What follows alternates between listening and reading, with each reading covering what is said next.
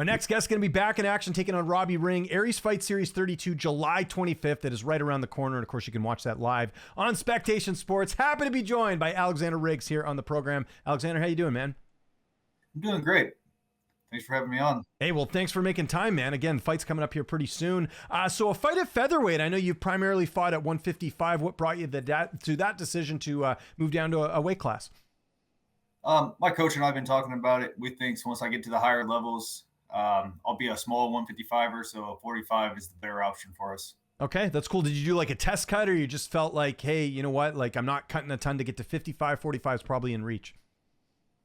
Yeah, I used to cut to 45 in my amateur career, so I know I can do it. Okay. And plus, I'm working on the heat right now, so it's not going to be a problem. Yeah, no problem. Hell, helps that the weather's pretty good. Just how excited were you to fight Ring? Obviously, a bit of notoriety there. He's fought on Contender Series. He's been sort of familiar with the area and all that stuff. I assume you knew a bit about him before taking this fight. Oh, yeah, for sure. I mean, I'm really excited to get my opportunity to test my skills against someone who has such good, great skill levels himself. And I know he's ranked pretty high, so it's nice to get a ranked contender for a change. So this would be good. Yeah, should be a good matchup. And how do you feel like your style matches up against his in this matchup? I think they match up really well. I think it's going to be a really good fight. Yeah, should be good. Take me through camp a bit. Who've been some of the main training partners? Who's helping you get ready for this fight? Mike Douglas has been a big help for me. He's done a lot of my hard sparring rounds and everything. So a big shout out to Mike Douglas. Dave Robbins has been there some for me too. Nice. And Joey Deeger. So good stuff. I know Dave quite well. Good dude. Great. Obviously a lot of experience too. So that I'm sure helps in the gym. I imagine you have a job on top of this. Like, how do you manage that with training and everything else? Yeah, I work my 9 to 5 and then I just head and train afterwards. Okay. What do you do for work? I work for a property management company. I do the heavy construction renovations. Okay. Nice. That's good. Outside, it's not like an office job, right? At least you're getting a little physical outside, all that stuff. So it's probably not too demanding on the body, or how is it sometimes when you're going to training?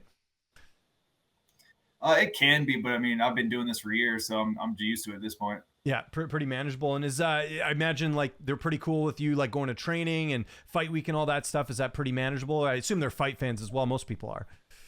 Oh, yeah, for sure. They're actually one of my sponsors. So. Oh, there you go. That's even better. I know people are weird about that, though. Like, I've heard people who have jobs where they're like, you can't get the time off or whatever. So I'm sure that's just one less worry you have, when you got a big fight like this coming up, that you got the support as opposed to people making your life harder to try and take that time off, right?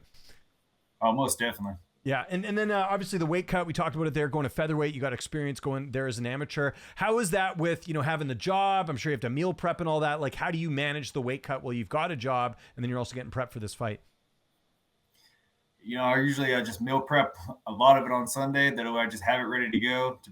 And that's kind of how I manage that. So it's good. Do they got microwaves on site, or is it one of those things you got to eat it cold? No, we do have a microwave, luckily. That's good. Carry it around with us. I was going to say that chicken doesn't taste too good when it's cold, chicken and rice. Not a very good meal that way, so that's not bad. How is the weight now? Like you said, obviously you have experience with this before. We got some time. I mean, it's the 15th, but how's the cut going so far?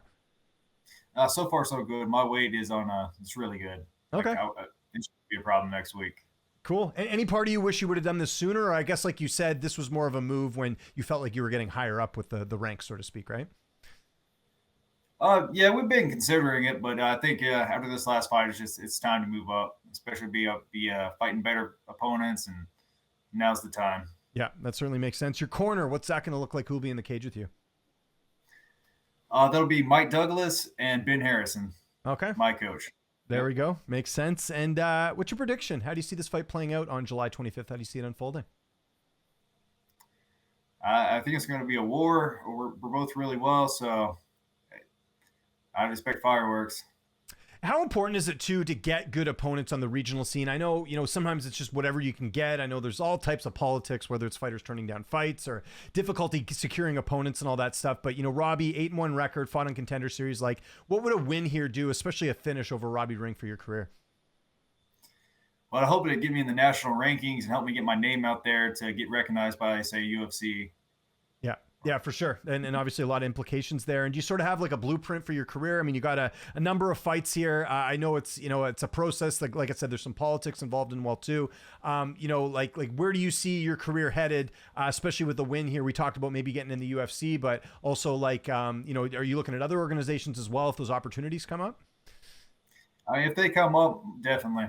Yeah. Yeah, exactly. Got to kind of keep all options open. Is it one of those things too where, you got to keep your weight low just in case an opportunity like that comes up? Like, is that something you've thought of beyond this fight?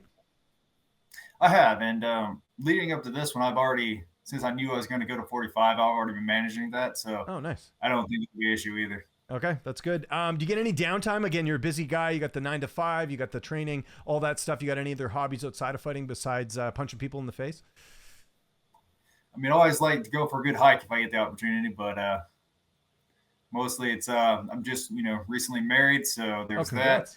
Hanging with my wife on the weekend, so yeah, just a lot of family time really. Yeah, keep it simple, right? Especially with this lifestyle of working and training and all that stuff too. I know it can be difficult. Do you find it's fairly manageable, like you just said there? Obviously, the work schedule is pretty good with training, but I know overall it can be a busy week. Like, do you get that time for yourself? Do you find, or do you find sometimes it can be a bit overwhelming? No, not really. I think I manage it pretty well. Just I get to be home every night after training, and then I have weekends, so I think I manage it all right.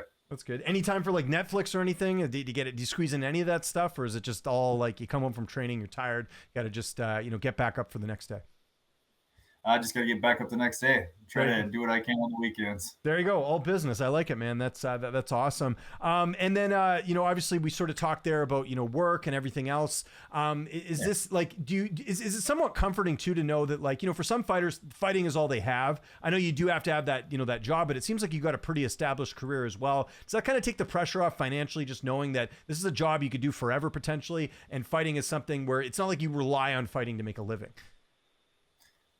Oh, I think so for sure. I mean, obviously, fighting is what I want to do, but I don't have the pressure. If I don't make it, I have nothing. So that is a relief for sure. Yeah, probably just one less thing you have to worry about when it comes to fighting and all that too, which is great. Again, it's going to be Aries Fighting Series 32 coming up here July 25th. If you can't make that one live, you can check it out on Spectation Sports. Alexander, thanks for doing this, man. If there's anyone you want to thank, any sponsors, any social media you want to mention, I'll give you the last word.